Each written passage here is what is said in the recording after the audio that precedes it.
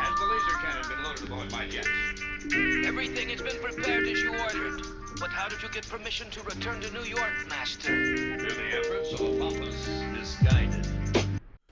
Okay, intro take 2. Not gonna talk about the first intro take. I don't know, I pressed my spacebar. But that was a bad take. All that matters. My bad. All that matters is that, we're here now. This is my second take. Gonna be my last take. At least on the intro. Pre-video yap, I guess. That first, my video's audio from the little rant about anime and just where I've been was recorded when I was coming off a cough. So I want to say about a week ago, no pun intended, maybe around the 25th.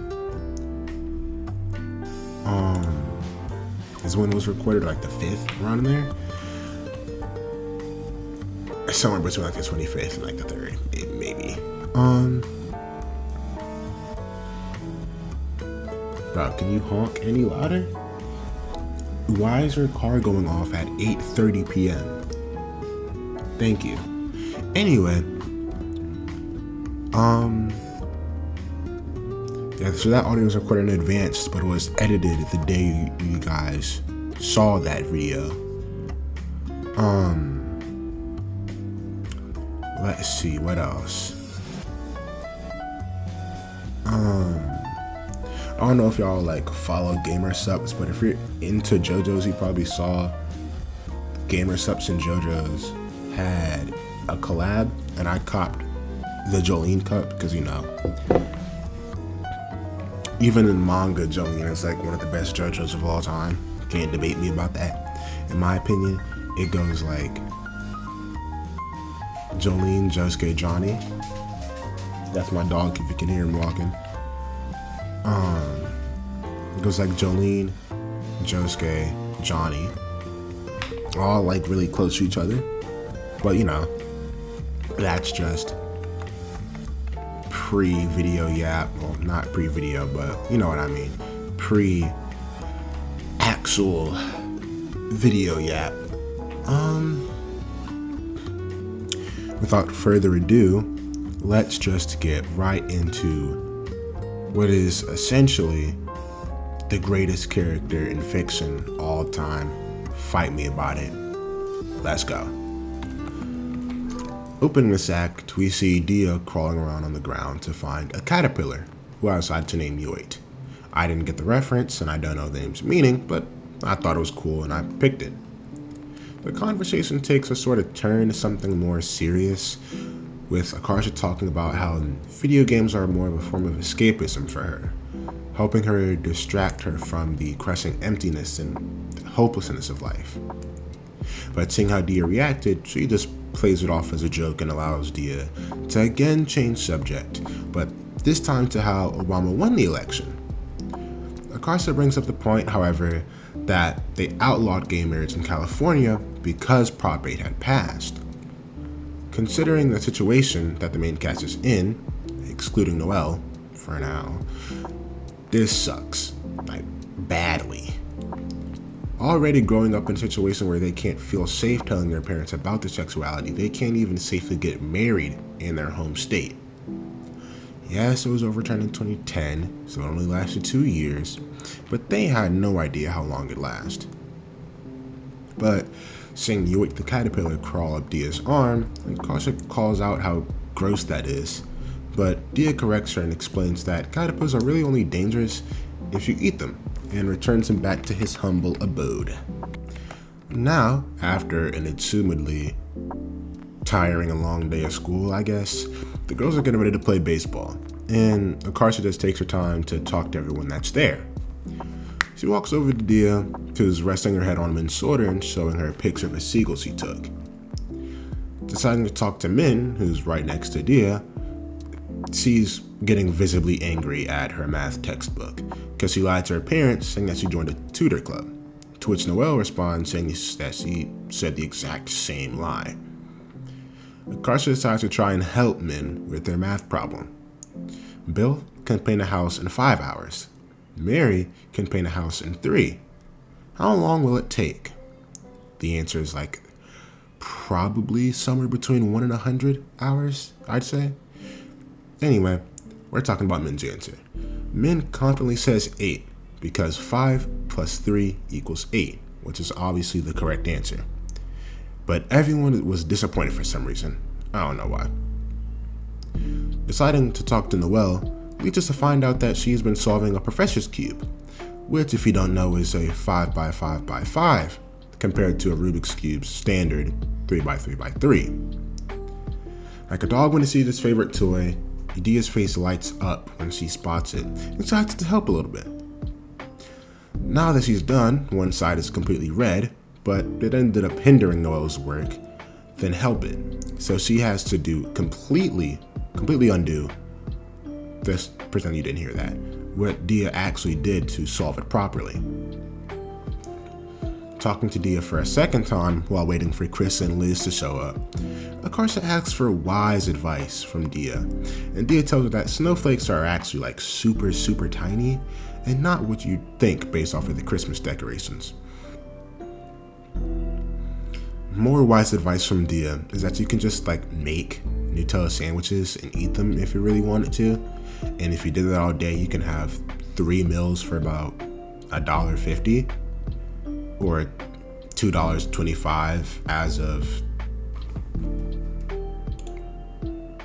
June 7th, 2025. Why did I put 2026 in my notes? I don't know why. But it's not very healthy, seeing as Nutella is just a lot of sugar. Anyway, talking to Min again, she asks her the big question: would you kiss a girl for $1 million? And Min, using her 1000 IQ, says, I guess. I don't really have that kind of money though. So Akarsha explains that she's getting paid $1 million to kiss a girl, and she doesn't have to give that money. But Min is still somehow confused, so she just gives up and talks to Dia again.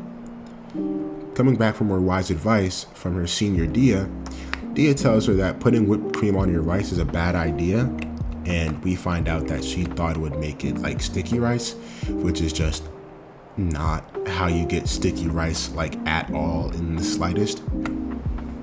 Chris and Liz finally enter the locker room after what felt like forever, and Liz tells Min to redo her parental form and not forge it this time with just Mom written in cursive. I don't know why she thought that would work. Although in bigger and better news, Chris tells the group that they're going up against an actual team today instead of practicing among themselves. Themselves? I don't know. I don't really care. But it'd only be a casual game between them and the team from Niles, the Killer Whales. With a few doubtful players, Liz reminds them it's just something chill and they should just relax and focus on having fun. Min points out the fact that since they aren't an official team with the school, they don't have a name and they should just make up their own name. Dia suggests the name Bagels and Chicken Nuggets. Don't know why, but that name's a name. Min wants to do something more destructive than Killer Whales to assert dominance over the Nile kids, so she just suggests Death Machine, like we're forming a metal band.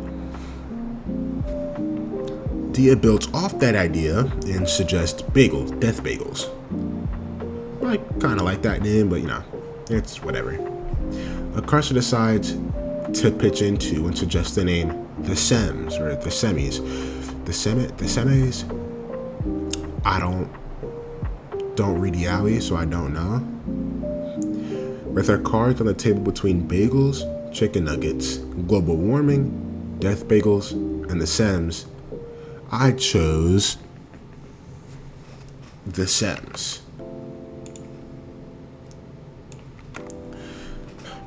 Before I skip over the whole baseball game between the Sems and the Killer Whales, I want to talk about Dia and Min going missing before the game actually started. Now, yes, I know baseball is the whole reason why the group was able to get so close and things like that. But honestly, who wants to listen to me talk about the baseball game in my monotone voice for like 10 minutes? I don't think anybody wants to hear that. I don't want to hear that, and I don't want to put y'all through that. Anyway, the rest of the group splits up to look for Dia and Min, and that leaves Akarsha and Noelle to look for them. Starting with Min, Akarsha decides to check the gym. Akarsha makes a comment on how good the acoustics are in the gym and starts yelling out random stuff. Noelle, saying that she can't really stop Akarsha from doing that, decides to just leave the gym and let her yell her heart out. Now, this next scene does delve deeper into darker topics than most scenes in this series, so if you don't deal well with talks of suicide and depression, skip to this timestamp right here, and I'll meet you back there. Once left on her own, Akarsha uses this time to get things off her chest, and in my opinion, this is something serious, so I won't try and generalize it or shorten this scene like I did with the others. She says, "Stop asking about college. Stop asking about my majors and my career. Stop asking about my future. I don't know. I don't know, okay? I'm not good at anything. I'm a fraud. I don't know what I'm doing. I'm not that smart. I'm so afraid of failure that everything I do has to be funny. Because if I'm not serious, it's not like I was really trying. I'm so unhappy, but it's a good thing I disguise it as a series of jokes so no one notices the gaping chasm of darkness I live on the edge of." With Min entering the scene, she asks Akarsha what she's doing, and caught off guard by Min's appearance, she asks why she was there, because she was supposed to be in the bathroom. Min explains that she was in the family bathroom, which is something more explained in the second game, which I will get to, so just wait. Min asks if Akarsha was serious about dying, and Akarsha explains that she never actually off herself, but it's more of a situation where she saw a car barreling towards her, she wouldn't necessarily get out the way. Min, being her chaotic, supportive self, says that if that situation were to happen, she would just ram her own car into the car driving towards Akarsha. And she was being dead serious too.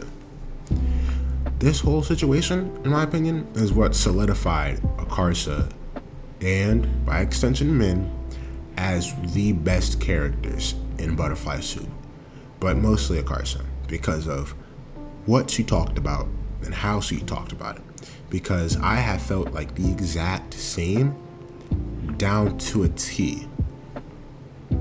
But skipping the baseball game, because in my opinion it was kind of boring, especially with my monotone voice, I don't think I can make it any more interesting.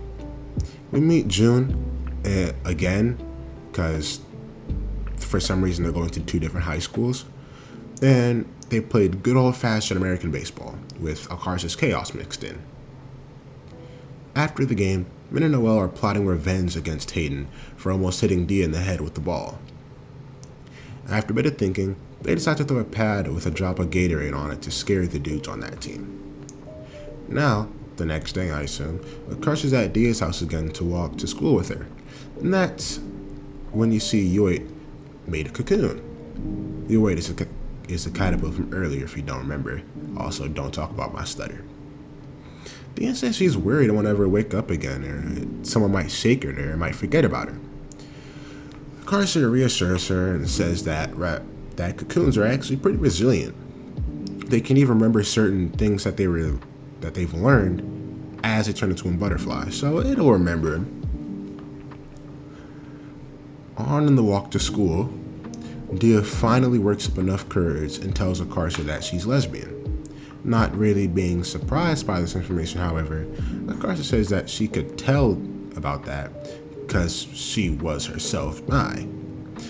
Akarsha gives the advice of telling Min, because Min likes her back, and Akarsha would even help Dia confess. And that's how the chapter ends. Okay, so that is the end of the Akarsha act. in my opinion, it solidifies her as one of the best characters in fiction. And in my opinion, but being real, she's one of my favorite depictions of, like, how do I say this? Like depression, I guess. She's like one of my favorite depictions of that I've seen in a while. At least mostly because it depicts how I feel in the most accurate to a T 100% way I think I've ever seen. And I just really like characters like that. And that's what drew me to her character so much. Not only that, but because of how genuinely funny she is. Like when I first played this game back in 7th or 8th grade, I was just dying laughing. Especially with the second game. It was just funny to me. Anyway. Let me know your guys' opinion on it. Thoughts, questions, comments, concerns, quarrels, all that good stuff. Give me advice, I guess, on how to change things up next time. And, have a good day, night, afternoon, evening, sunset, sunrise, New Year, Christmas, I don't know. And I will be seeing you guys in the very next video. See ya.